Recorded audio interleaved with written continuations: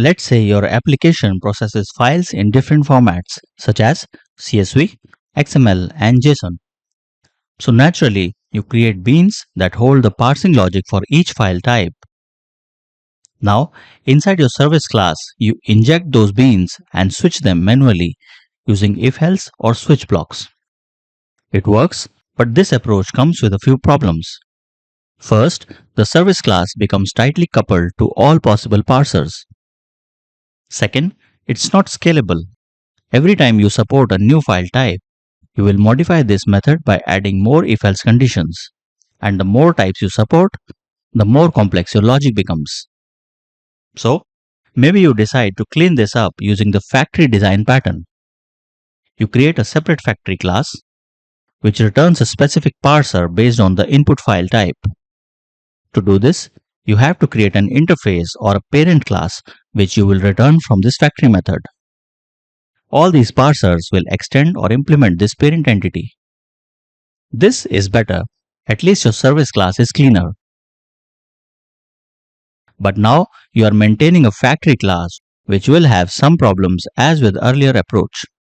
But there is another way using Spring Boot's built-in dependency injection powers.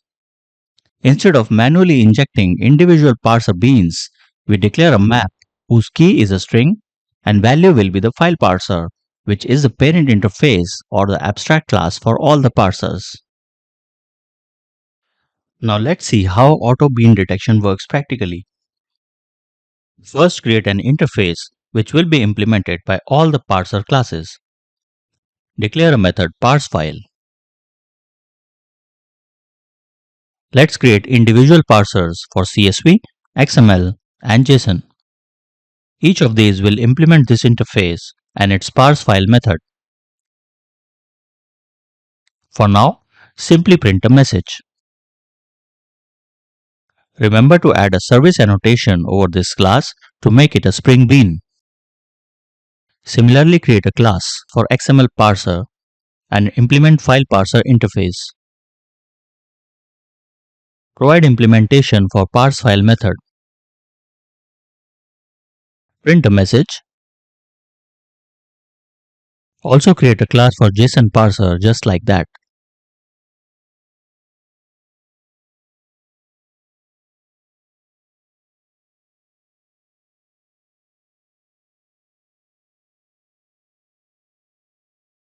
Now create a service which will actually contain the parsing method and will be called by controller.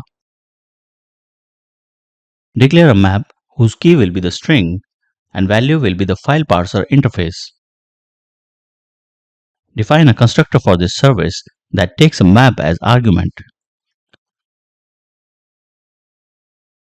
Assign this argument to this map. This is called constructor injection, and what this will do is Spring Boot will automatically populate this map with all beans that implement the file parser interface. The key in this map will be the bean name and the value is the bean itself. Now, how does Spring know what to put in the map? That's where the bean name comes in. We can define the name of the bean after component annotation and Spring will use these names as the key in the map. Add component annotations to all the parser beans along with the names for these beans that we want. Change this to component as well. So, for this example, our map will contain an entry with key as CSV and its value is CSV parser object. Another key will be XML and its value will be XML parser object and so on for JSON. And all this happens automatically. Back to the service class. Create a method processFile.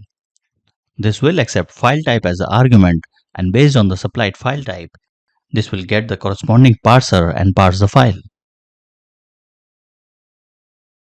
And if no bean is found for the given key, we throw a meaningful exception. So, if the type is CSV, it fetches the bean named CSV. If it's XML, it fetches the XML bean. No conditionals, just clean direct lookup. Let's create a controller class. Add a REST controller annotation over it. Inject the file parser service here.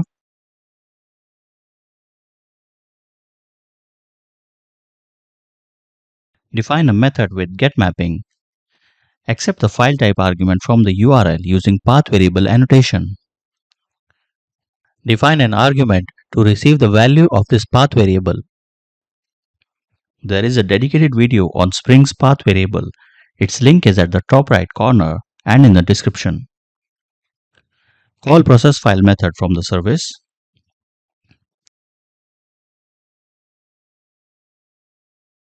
Start the application.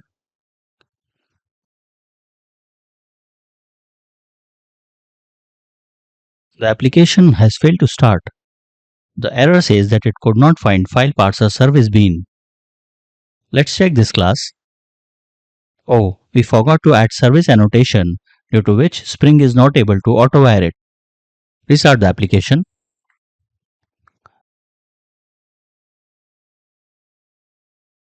The service has started at port 8080. Open Postman and access this URL at localhost :8080/parse, which is the same as a string given in getMapping, followed by the file type as CSV.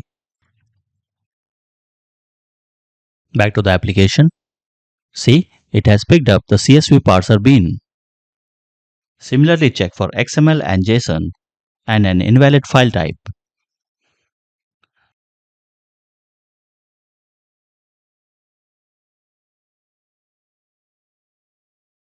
Look, the file parsers are automatically selected for the file types. And we also got an error for unrecognized file type when it could not find the appropriate parser. Let's summarize what we have achieved here. We no longer have a hard-coded if or switch block. No factory class to maintain. Just one constructor parameter, everything handled by Spring. Adding a new parser means adding a new bean. No changes needed in the service. This is what a clean, scalable, and extensible service class looks like. And all it took was one smart use of Spring's dependency injection. That is all for this video, and I hope you liked it, and I'll see you in the next one.